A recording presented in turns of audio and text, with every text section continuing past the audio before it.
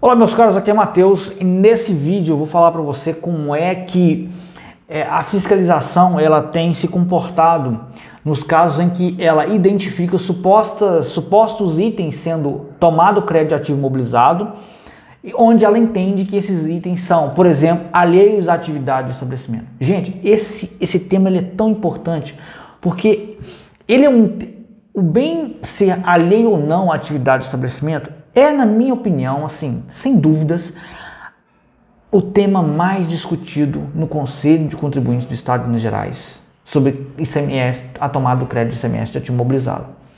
E tem as pessoas que trabalham, a galera que trabalha com o ICMS, às vezes tem dúvida assim, mas como é que a fiscalização vai identificar isso? Como é que ela vai saber se essa mesa aqui, se ela está sendo utilizada aqui na empresa, se ela é utilizada na atividade fim da empresa, como é que ela classifica isso? Vamos conversar sobre isso aqui? Vamos lá. O primeiro passo que a gente observa assim, vamos fazer um apanhado geral, né?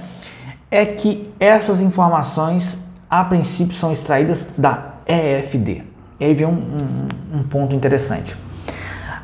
Existe um cruzamentozinho que se faz com a EFD, e aí é um ponto que você precisa observar, que é com o cadastro de itens lá no 0200, quando você vai informar a destinação do item, tá?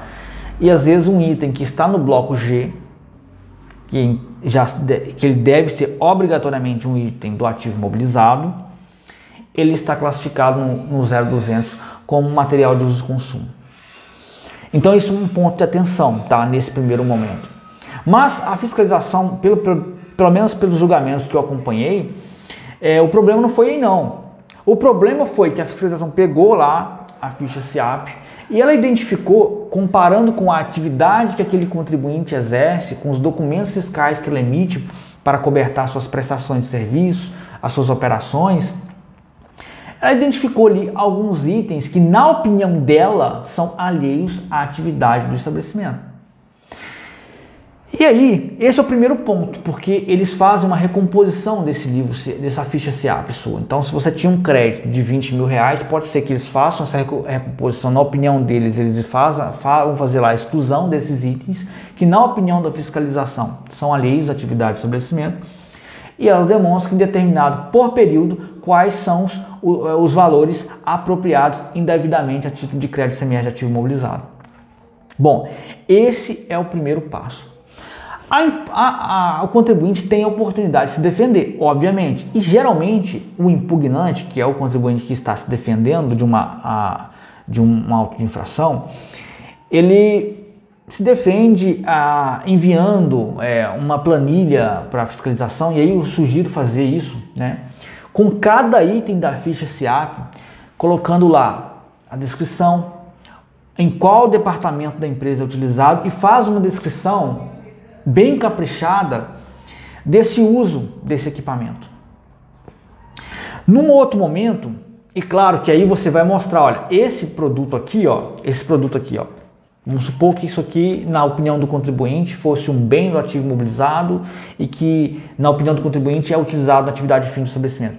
Ele é utilizado para colocar o microfone, tá? Então eu vou informar isso nessa planilha e enviar para a fiscalização.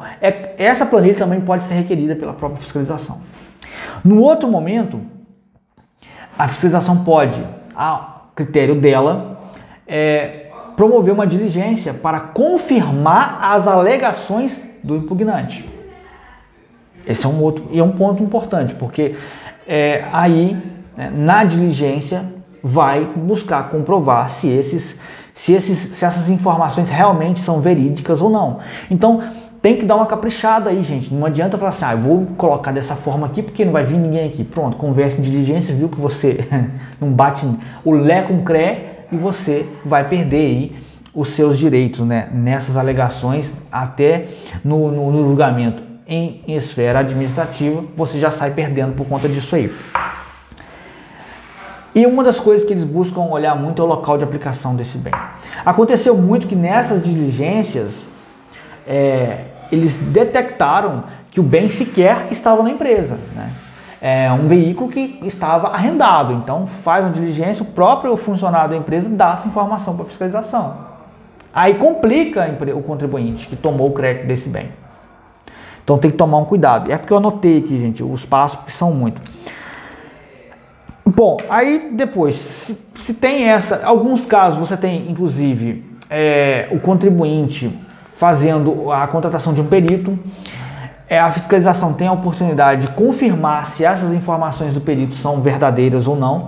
Em um caso, inclusive, que eu vi uma defesa, que o responsável por fazer um laudo que foi necessário na época era o próprio chefe de manutenção. Embora tivesse formação em engenharia, ele informou lá que o caso em que a particularidade é que a empresa alegava que as peças que eles tomaram crédito resultaram em um aumento de vida útil do bem principal.